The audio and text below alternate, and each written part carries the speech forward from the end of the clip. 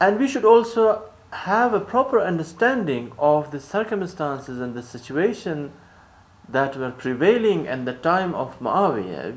Muawiyah was an enemy of the Commander of Faithful, Ali alayhi salatu wasalam. There is no doubt that he employed, recruited many people to forge and to fabricate traditions in order to justify his actions.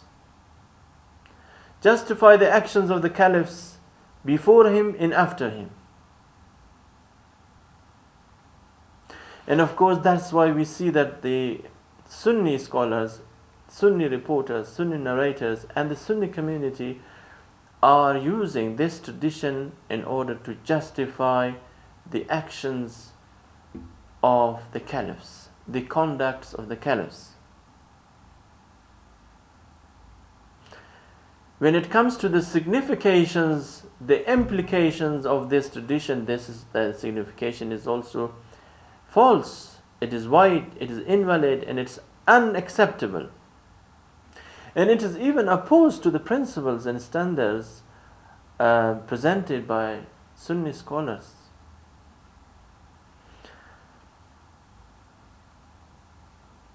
Because we see that there is no consensus as to the fact that the Caliphs and the successors after the Holy Prophet are infallible. There is no consensus. The companions of the Holy Prophet are not infallible. The successors after the Holy Prophet, peace be upon him, are not infallible. People like Muawiyah, Yazid, and Muawiyah ibn Yazid, and so on and so forth, these are the people who have committed crimes, who have committed actually atrocities, and who killed, for example, the grandson of the Holy Prophet, peace be upon him, on the day of Ashura. These are the people, especially Muawiyah, because he was the first, he was the mastermind, and he was the first person, and he was the only individual who conspired against Imam Hussein and Imam Hassan alayhi salatu wasalam.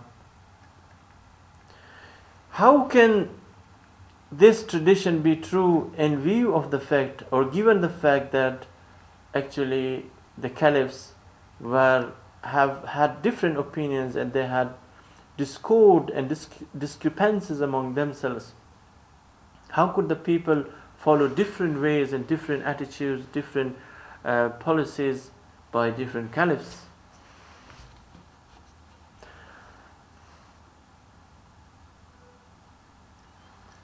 The fact is that the Prophet never gives an order to the Muslims to follow any commander, any ruler. No one has said, and no one says, that the Prophet ordered Muslims to abide by the orders of any commander, whomsoever he is or whoever he is. This is irrational. This is not acceptable.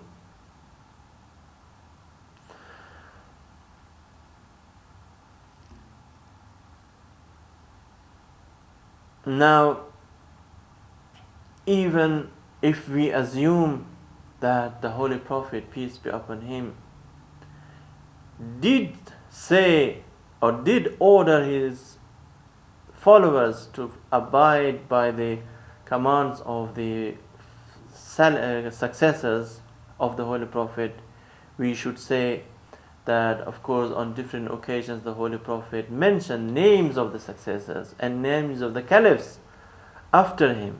And they are the ones who are infallible. They are the ones errors. They are the 12 infallible Imams.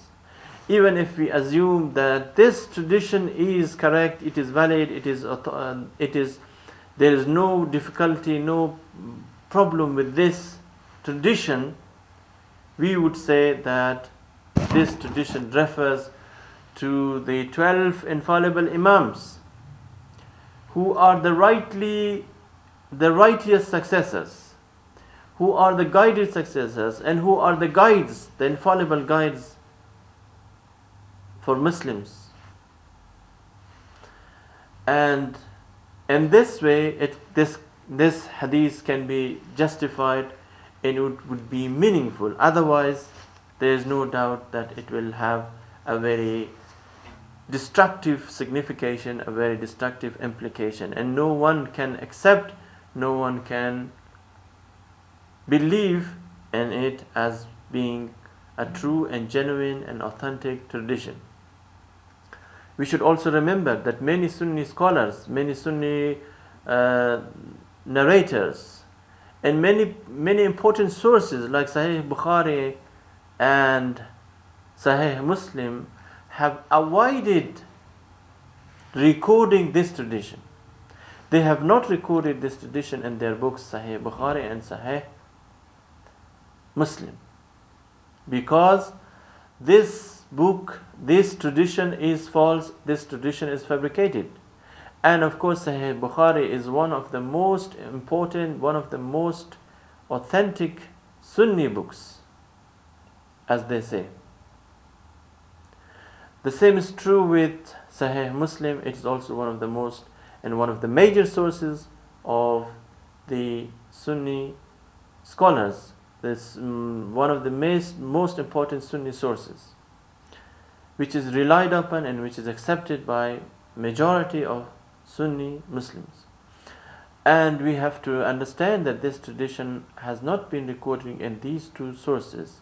The authors of these two books have avoided recording these tradition because they have believed and they have considered this as invalid and as fabricated.